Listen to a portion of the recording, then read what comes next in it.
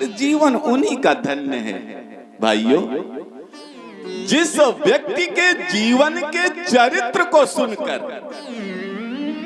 जिस व्यक्ति के जीवन के आचरण को सुनकर, जिस व्यक्ति के जीवन के कार्यों को सुनकर उसके पिता को आनंद की प्राप्ति हो, उसी का जीवन धन्य है।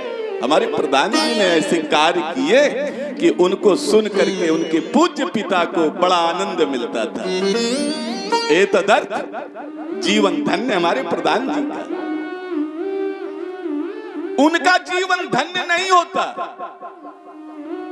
जिन व्यक्तियों के गंदे आचरणों को, गंदे चरित्रों को, गंदे कार्यों को सुनकर पिता को लज्जित होना पड़े, पिता को शर्मिंदा होना पड़े। भैया तुम्हारा बेटा शराब पीकर गाली दे रहा था हमें, ऐसा जिस पिता को सुनने को मिले तो उस व्यक्ति का जीवन बड़ा नारकीय है, अधम है, पतित है।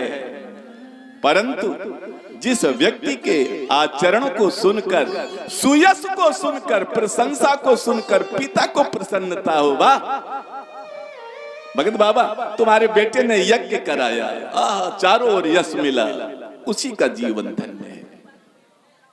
एक बात बता दूं, ये मानव जीवन कुछ प्राप्त करने के लिए मिला है, खाने पीने के लिए मात्र नहीं मिला, कुछ प्राप्त करने के लिए मिला है। वो क्या प्राप्त करने के लिए मिला है जानते हो? आज बता दें, 4 चीजें पाने के लिए मिला है: धर्म, अर्थ, काम और मोक्ष। ये 4 पदार्थ माने गए हैं, धर्म, अर्थ, काम और मोक्ष। इन 4 पदार्थों की प्राप्ति के लिए मानव जीवन मिला है। अब आचार्यों की सभा में एक बार विचार मंथन हुआ, ये चारों पदार्थ मानव को कैसे मिलते हैं? तो कुछ संतों ने कहा ये चारों पदार्थ बहुत बड़ी तपस्या करने से मिलते हैं। तो कुछ संतों ने कहा भैया सबसे तपस्या नहीं हो सकती, बड़ी कठिनाई होती है तपस्या करने में, कोई दूसरा उपाय है? बोले हाँ, बहुत दान दो, लंबा दान, तो चारों पदार्थ मिल जाएंगे। इसमें भी कुछ कमी आई, भाई हम कहां तक दान देंगे? शायद पैसा नहीं है तो क्या हमें 4 पदार्थ नहीं मिलेंगे अगर दान नहीं करेंगे? तो फिर विचार किया गया, बोले यज्ञ करो। अरे ये तो और कठिन बात है, तो फिर क्या अगर हमारे पास दान के लिए पैसे नहीं, तपस्या नहीं, यज्ञ नहीं कर सकते, तो क्या हमें फिर धर्म, अर्थ, काम और मोक्ष की प्राप्ति नहीं हो पाएगी क्या? तो एक सर्वश्रेष्ठ आचार्य बैठे थे, नाम उनका गोस्वामी तुलसीदास जी था। सौभाग्य हमारे ही आपके ही बुंदेलखंड से थे। उन्होंने उठ करके सभा में कहा है एक सरल उपाय है, ना तपस्या करने की आवश्यकता है, ना दान देने की आवश्यकता है, ना यज्ञ करने की आवश्यकता है, ना तीर्थ यात्रा करने की आवश्यकता है। बड़ा सरल उपाय मैं बताई देता हूं, वो उपाय कर लो, चारों पदार्थ मुट्ठी में आ जाएंगे, धर्म, अर्थ, काम और मोक्ष। समाज ने सुना तो चारों ओर से आवाज आई, जल्दी बताओ, जल्दी बताओ, जल्दी बताओ, वो कौन सा सरल उपाय है?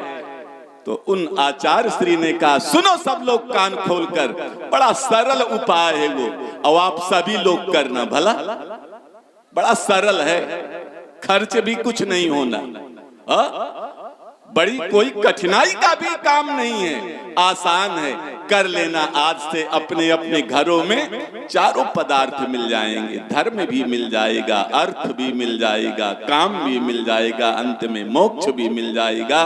कान खोलो, सुनो वो सरल उपाय क्या है। ओम अर चारी पदार्थ,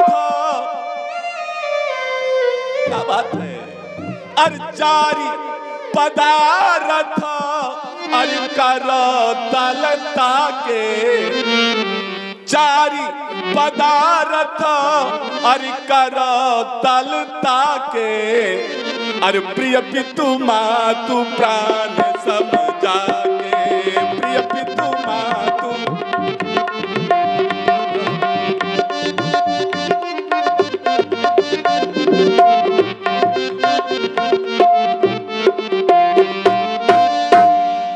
चारि पदार्थ करतल ताके, ये चारों पदार्थ उसके हथेली में आ जाएंगे। किसके?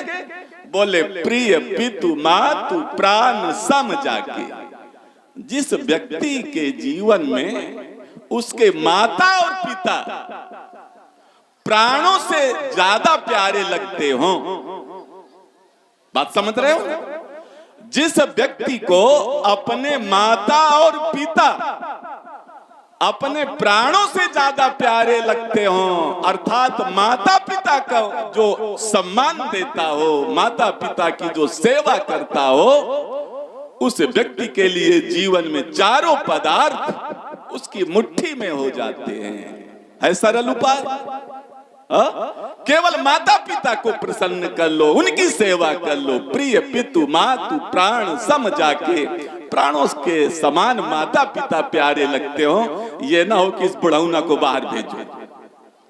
हमारे प्रधान जी को भी पिताश्री बहुत ऐसे ही तो प्यारे थे, तभी तो इनके जीवन में धर्म अर्थ और काम मोक्ष चारों हैं। ठीक है ना? 19 साल बाद आए। क्यों भाई? 1900 साल का निपाट ले। प्रिय पितु मातु प्राण सम जाके। एक बार एक ऋण लेने वाला, कर्जा लेने वाला एक साहूकार के पास गया। जो कर्ज देता है उसे साहूकार कहते हैं गांव में। साहूकार के पास जाकर उस कर्ज लेने वाले व्यक्ति ने निवेदन किया और कहा, भैया मुझे 5000 रुपया कर्ज में दे दो, मैं ब्याज के सहित तुम्हारा कर्जा 1 साल में वापस कर दूंगा। इस शर्त पर उस लेने वाले ने साहूकार से 5000 रुपया कर्ज में ले लिया। ब्याज सहित पैसा वापस कर दूंगा 1 साल में। साहूकार ने भी सोचा हमें भी लाभ है, हमारी पूंजी बढ़ जाएगी, ब्याज मिल जाएगा। साहूकार लोग देते हैं ब्याज में पैसा। कर्जदाता ने ऋण लेकर के अपने घर जाकर उस कर्ज को जो ब्याज में चुकता करने के लिए लाया था साहूकार के यहां से, मूर्खता में, लापरवाही में आकर और उस कर्ज को लाकर उससे कोई अच्छा व्यवसाय नहीं किया, व्यापार नहीं किया। उसको मौज मस्ती में, शराब पीने में और भी व्यसनों में खर्च कर डाला। 1 साल पूरा हो गया, पूंजी समाप्त कर दी थी व्यसनों में, नशाखोरी में। 1 साल हो गया पूरा। साहूकार ने तगादा किया, अबे वापस कर पैसा ब्याज के सहित। उसने कहा मेरे पास पैसा नहीं है। साहूकार ने कहा कहीं के बेईमान, पैसा ले गया ब्याज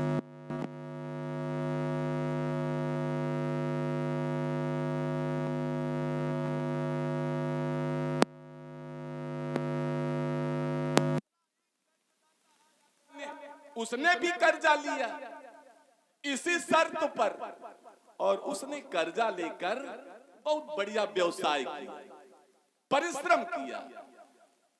परिश्रम से 1 साल के भीतर ही पूंजी को चौगुना कर दिया, स्वयं भी लाभ कमाया और 1 साल के भीतर ही ब्याज सहित साहूकार को कर्ज वापस भी कर दिया। साहूकार बहुत खुश हुआ, पीठ ठोकी, बोला और भी कर्जा जितना चाहे ना, अभी तो 5000 लिए, अब मैं 5 लाख दे दूंगा तुझे, ले। हमारी इस कथानक का अभिप्राय समझ में आया आप लोगों को? अरे ये मानव जीवन भी हमें आपको उस परमात्मा साहूकार के द्वारा, वो साहूकार परमात्मा भगवान, उससे हमने शर्त किया था, एक बार मानो जीवन दे दो कर्ज में, मैं भजन पूजन करूंगा, अच्छे काम करूंगा, सत्कर्म करूंगा और सत्कर्म की कमाई करके ये मानव जीवन तुम्हें अंत में वापस कर दूंगा। लेकिन हम मानव जीवन पा करके विषय वासना में अपने जीवन को खपा दिया, मर गए। उस साहूकार के पास गए तो साहूकार ने कहा, बेईमान, मानव जीवन मुझसे लेके गया, पाप आचरण करता रहा, नरक में डाल दिया, यही जेल खाना है। लेकिन प्रधान जी जैसे कर्ज लेने वाले अपना पैसा परिश्रम से कमाकर वापस कर दिया, अर्थात सत्कर्म करके जीवन में, अच्छे काम करके जीवन में जब मृत्यु को प्राप्त हुए तो परमात्मा ने जब देखा मेरा भक्त आया, बढ़िया सत्कर्म करके आया है, मेरी पूंजी ब्याज सहित तो वापस की है, पीठ ठोका। अभी बोले तुम रामवरण पाल के रूप में गए थे, अब तुमको मैं और भी ऊंचे पद पर भेजूंगा, पुरस्कार देते हैं। ये मेरी कथा का अभिप्राय है। इसलिए आप सबको चाहिए कि सत्कर्म करो, जीवन में पाप से बचो, सत्कर्म करो। हमारी कथा का आज यही संदेश है। करि भोजन मुनिवर विज्ञानी, लोग भोजन करके ऊट पटांग की चर्चा करते हैं। मानस से सीखो, भोजन करने के बाद कुछ अच्छी कथाएं पढ़ो, सुनो, तभी जीवन का कल्याण है। अरे थोड़ा सा मुझसे गलती हो गई, इतनी कथा की रस में मैं डूब गया कि मुझे समय का ध्यान नहीं रहा। और हम ही से अपराध नहीं हुआ, इनसे भी अपराध हुआ। अरे यही बीच में टोक देते, लेकिन याद रखना, जो कथा में टोके, जो कथा में बाधा डाले, उससे बड़ा पापी कोई नहीं होता। तो भला इनसे ऐसा कैसे हो सकता था? मैं भी अपराध करता रहा, कथा कहता रहा, और ये दोनों कथा सुनते रहे। और हुआ क्या? भगवान सूर्य अस्ताचल को जाने लगे।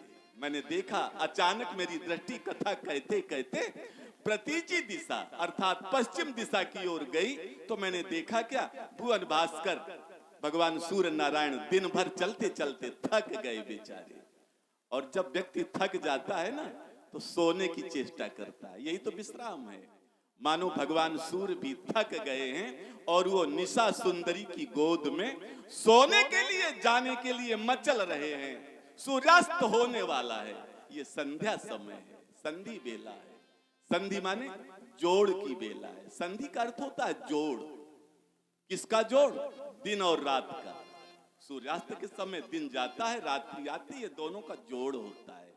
इसे संधि बेला भी कहते हैं, जोड़ की बेला। एक बात बताओ, बेला तो जोड़ की है, बेला माने समय तो जोड़ का है। हाँ, और ये 51 पश्च मुद्राएं प्रधान जी की ओर से महाराज। बहुत बहुत आशीर्वाद। कम से कम समझ में तो आई बात, कम से कम बात तो समझ में आई। ठीक है, बहुत है। संधि की बेला है, जोड़ की बेला है, पर हम समाज। और ये पुनः गजेंद्र सिंह हेलापुर 11 पश्च मुद्राएं भगवान विश्वामित्र के चरणों में अर्पित कर रहे हैं। कोट सा धन्यवाद है। और ये 11 पश्च मुद्राएं पुत्र से अलगाव है, पिता और पुत्र के बीच खाई है, पति और पत्नी के बीच में अलगाव। अरे राम, जाओ अदालत, बड़े तलाक के मुकदमे आ रहे, यही तो अलगाव है, डाइवोर्स एक भाषा में कहते हैं। ये 101 पत्र मुद्राएं श्री विश्वामित्र जी के चरणों में पिंटू नामदेव जी की ओर से प्रदान है। आशीर्वाद। कोट कोट साधुवाद, धन्यवाद। भाई भाई के बीच में अलगाव, पति पत्नी के बीच में अलगाव, पिता पुत्र के बीच में अलगाव। और आप हैं दीपक भैया हेलापुर, आपकी ओर से 101 पत्र मुद्राएं विश्वामित्र जी के चरणों में समर्पित हैं। बहुत बहुत धन्यवाद, शादीवाद। बेला जोड़ की और दिखाई पड़ता है सब जगह विच्छेद। ऐसा क्यों? ये रामलीला है। रामलीला जोड़ती है, तोड़ती नहीं। रामलीला मिलाती है, संधि कराती है। समाज का आज जो टूटन है, जो विखंडन है, जो विच्छेद है, इस संधि बेला के माध्यम से ये दिखाएंगे राजीव लोचन धर्म श्रुति सेतु पालक प्यारे श्री राम तथा सुमित्रा अजिर बिहारी सितवर्णीय प्यारे लक्ष्मण, तुम दोनों कुछ आज ऐसी संधि वंदना करो, ऐसा संधि उपासना करो कि तुम्हारी संधि देखकर, तुम्हारा जोड़ देखकर, राम और लक्ष्मण की कैसी आपस में संधि है, कैसी आपस में जोड़ है, प्रेम है, तुम्हारे इस संधि को देखकर ये लोग भी सब हेलापुर वाले, अगर कोई विच्छेद में हो, टकराहट हो, तो ये तुम्हारी संधि देख के ये भी कल से सब जुड़ जाएं, आपस में प्रेम से रहने लग जाएं। पत्नी पति से कहे, कल जाके रामलीला देख के पति पत्नी से कहे, यारे जो आज तक हुआ सो हुआ, अब हम तुम दोनों प्रेम से रहेंगे। भाई भाई जुड़ जाएं, पति पत्नी जुड़ जाएं, समाज के सब लोग जुड़ जाएं। एक बात बताऊं, संस्कृत व्याकरण में आ ई ऊ ण ये 14 सूत्र होते हैं। हमने आपको ये व्याकरण भी पढ़ाई है, इनके संधि का नियम पढ़ाया है। आज मेरा संदेश है, छोड़ो इन व्याकरण के सूत्र की संधि के सूत्रों को पढ़ना। अब मेरे 4 वर्ण दूसरे हैं, ब्राह्मण क्षत्रिय वैश्य शूद्र। इन चारों वर्णों की संधि कैसे हो जाए समाज में, चारों वर्णों के लोग कैसे जुड़ जाएं समाज में, आज मेरी एक नई व्याकरण हेलापुर में मैं दे रहा हूं। व्याकरण के 4 वर्ण आई ऊणा को छोड़कर आज इन संधियों को, इन 4 वर्णों की संधियों को तुम समाज में स्थापित करो। जाओ दोनों भैया मिलकर। आप हैं बबलू महोबा वाले, आपकी ओर से 11